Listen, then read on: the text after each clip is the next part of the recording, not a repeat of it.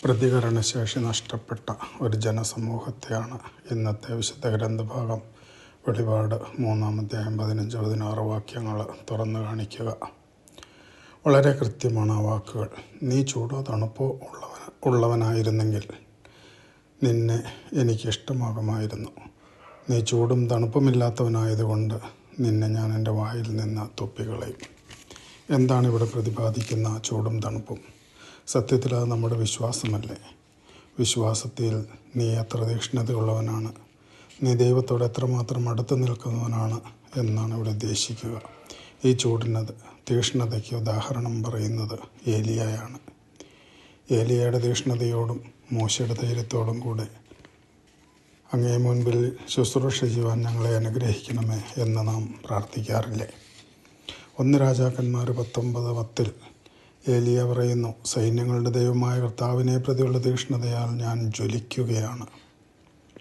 Rome 12:11 ഉദ്ബോധിപ്പിക്കുന്നു വിശുദ്ധ പൗലോസ്ലീഹ, തീക്ഷ്ണതയിൽ മാന്ദ്യം കൂടാതെ ആത്മാവിൽ ജ്വലിക്കുന്നവരായി കർത്താവിനെ ശുശ്രൂഷിക്കുവിനെന്ന്. ഇക്കാര്യം തന്നെയാണ് ഇന്നലെ നമ്മൾ കണ്ടത്. മത്തായിയുടെ സുവിശേഷം 22:37 വാക്യത്തിൽ, നിന്റെ ദൈവമായ കർത്താവിനെ പൂർണ്ണ ഹൃദയത്തോടും പൂർണ്ണ ആത്മാവോടും പൂർണ്ണ മനസ്സോടും കൂടെ സ്നേഹിക്കുക. ഇത് തന്നെയാണ് നിയമാവർത്തനം 6:5 കൃത്യമായിട്ട് പറഞ്ഞു വയ്ക്കുക. അപ്പോൾ പൂർണ്ണ ഹൃദയത്തോടെ ദൈവത്തെ സ്നേഹിക്കുന്ന ഒരാൾക്ക് തണുപ്പുള്ളവനാകാൻ കഴിയില്ല. അവൻ സ്നേഹാഗ്നിയാൽ ജ്വലിച്ചുകൊണ്ടിരിക്കും. അത് മോശയുടെ മുൾപ്പടർപ്പ് പോലെയാണ്, കത്തി നിൽക്കും, എരിഞ്ഞടങ്ങില്ല. കാനാന നമസ്കാരത്തിൽ ബുധനാഴ്ചത്തെ റംസ പ്രാർത്ഥനയിൽ നാം പാടാറില്ലേ മറിയത്തെപ്പറ്റി, വലിയവൻ അവളിൽ എരിഞ്ഞിട്ടും ഇല്ല ദഹിച്ചില്ല അവളൊട്ടും. മാത്രമല്ല, അത് അവളെ അഹങ്കാരിയാക്കുന്നതിന് പകരം കൂടുതൽ എളിമയുള്ളവളാക്കി.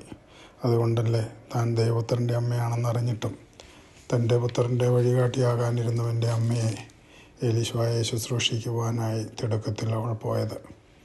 അപ്പോൾ ഈ തീക്ഷ്ണത, ഈ ചൂട് തിരിച്ചറിയുന്നത് തീക്ഷ്ണമായ വിശ്വാസത്തിലും സമർപ്പണത്തോടെയുള്ള സേവനത്തിലും നിന്നാണ്. മദർ തെരേസയെ പോലെ നമ്മുടെ കാലത്ത് തന്നെ ജീവിച്ച ഇത്തരം കനലുകൾ, അഗ്നിസ്ഫുല്ലിംഗങ്ങൾ നമ്മുടെ മുമ്പിൽ തന്നെ മാതൃകയായിട്ടുണ്ടല്ലോ.